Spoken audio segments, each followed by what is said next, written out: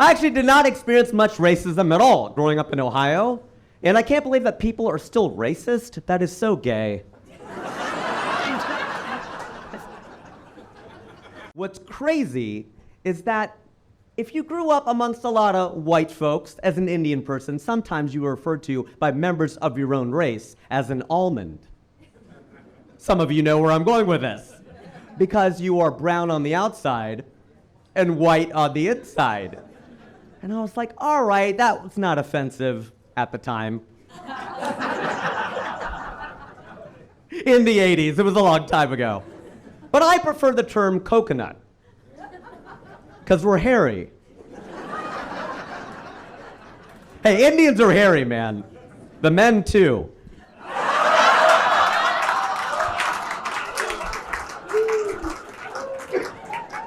I'm quite liberal on immigration. I'm here. But it's not like I don't get the conservative argument. I totally get it. People jumping the border, getting all the same rights as Americans. I don't know if I'm down with that either. I understand that. It'd be like, sir, if I broke into your house. If I broke into your house, I'm like, I know I should not have done that. But now that I'm here, can I have my own room? I get the argument. It's just, I don't know that I agree with it because we're Americans and we can be dicks about immigration. On the border, we put a state called New Mexico.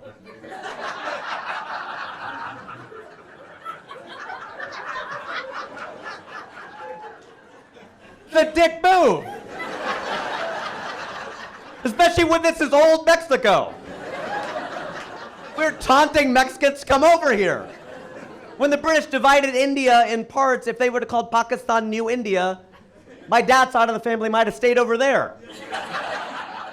Because we're Indian, we're just looking for a good deal. Same price, newer, we'll stay. I actually did not think I would become a full-time stand-up comedian. I went to school to be a doctor, because obviously. After I graduated, I went to go work at P&G. Procter & Gamble, P&G, the Peach, as I love to call it, the Peach. I worked there. The reason I use some slang is because a lot of people of color who worked at the Peach. I'm a brown guy. My manager was black. Well, he probably still is. I just haven't seen him in a while. That'd be weird. Calvin, what happened? I got promoted.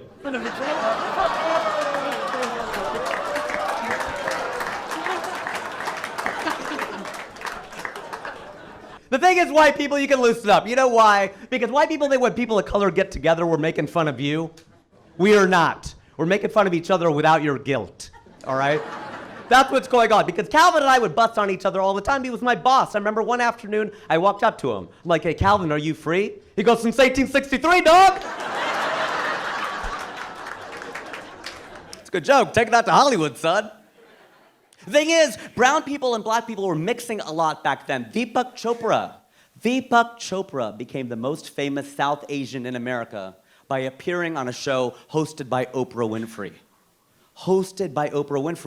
They were a great duo. I wish they would have gotten married. She could have been Oprah Chopra.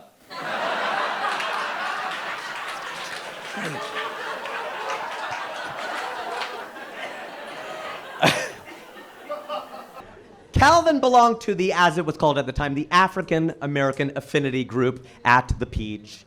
And I belonged to the Asian one. And I almost didn't join it, because they were rushing me to join the Asian Affinity Group at Procter & Gamble. And I said, well, I don't really know about that, because y'all are mostly East Asian, I'm South Asian. But they're like, all right, well then don't join the group. That's your loss, because the company is paying for us to take a 4-day, 3-night, all expenses paid trip to San Francisco. I'm like, I'm Asian. We're all the same, right? We say namaste, you say ni hao. We can combine them, namastao. I can head nod and bow at the same time. I'm in, let's go. All right, I told my white friend, I go, look, we're doing all this stuff. He goes, I don't think that's fair, though. I don't think that's fair. How come you guys get these, all expenses paid trips to go to the coast and all this stuff? You get to meet the CEO. You get put all the Latinos in the room at the same time, all the blacks in the room at the same time, all the browns in the room at the same time. He's going on and on. He goes, I can't put a bunch of white people in the same room at the same time. I go, yeah, you can. It's called a board meeting. Chill out, white people. Still your country, all right? Chill out. It's okay. Speaking of the Chinese, Senator Rand Paul of Kentucky was grilling then Secretary of State Hillary Clinton on Capitol Hill about the Benghazi hearings. That's a lot of proper nouns and prepositions.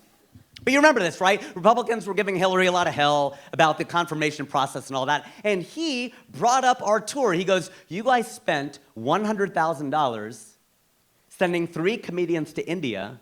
That was our tour! Because of that crazy Republican in Kentucky, we're part of the congressional record.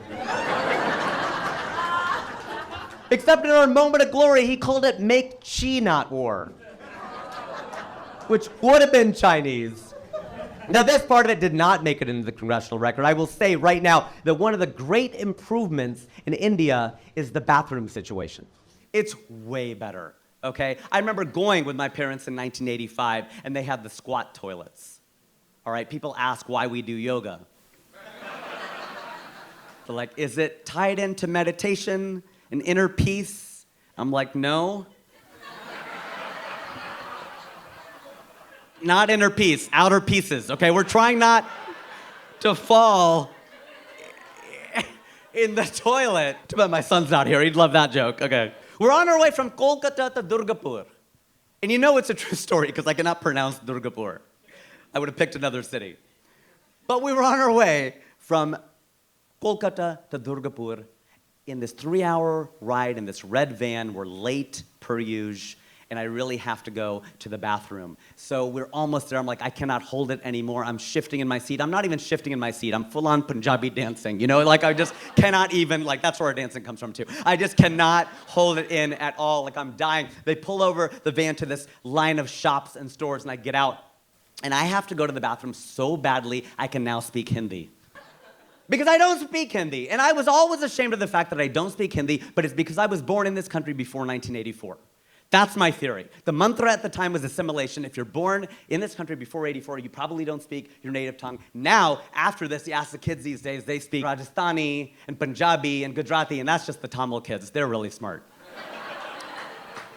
But I walked up and I asked this guy, I was like, washroom kahan hai? Washroom kahan hai?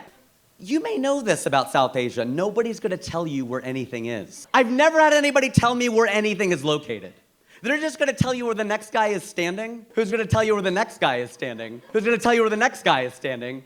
And that's the great thing about having 1.4 billion people. There's always the next guy standing. I get to the end, it's like swinging through the jungle like Tarzan on vines, and they keep appearing. This is why South Asians are so good at the internet. Before it launched, this was our network, okay? We're getting all the way to the end, and I see this guy standing there. I'm like, washroom kahan hai?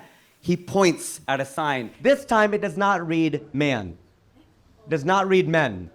It reads gents. Gents.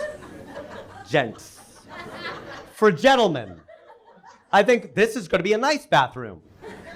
I open up the door, and it takes me right back outside again.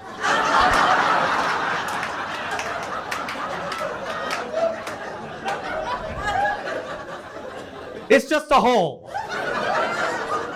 It's literally the whole bathroom. It is a hole in the ground. Never in my life have I felt more like a gentleman, by the way.